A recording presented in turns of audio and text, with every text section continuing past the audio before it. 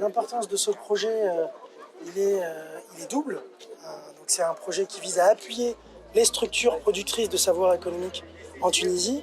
Quand on parle de structures productrices, on parle des structures qui produisent de la connaissance et qui ont un rôle d'aide à la décision au sein de l'État tunisien, principalement du ministère de l'économie et de la planification, et les structures tunisiennes publiques que nous allons appuyer, Institut national de la statistique, Institut tunisien de la compétitivité et des études quantitatives, ainsi que l'Institut tunisien des études stratégiques, rattaché à la présidence à Carthage.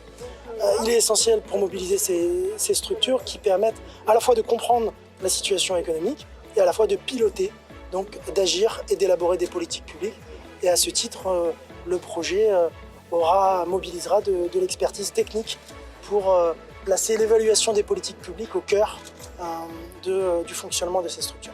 Il est essentiel aussi parce qu'il vise à mobiliser et appuyer les acteurs académiques tunisiens. Quand on parle d'acteurs académiques, on parle à la fois de l'évaluation du système de sciences sociales et de sciences économiques en Tunisie. On va accompagner le ministère de l'enseignement supérieur et de la recherche à cet effet, et les laboratoires et les centres de recherche en économie qui jouent un rôle essentiel pour que les discussions, les enjeux économiques soient éclairés de façon fiable sur des données et qu'il y ait une administration de la preuve comme se propose de faire la recherche académique. Et enfin, mobiliser la société civile avec les think tanks, donc la production de recherche orientée action avec des recommandations opérationnelles claires.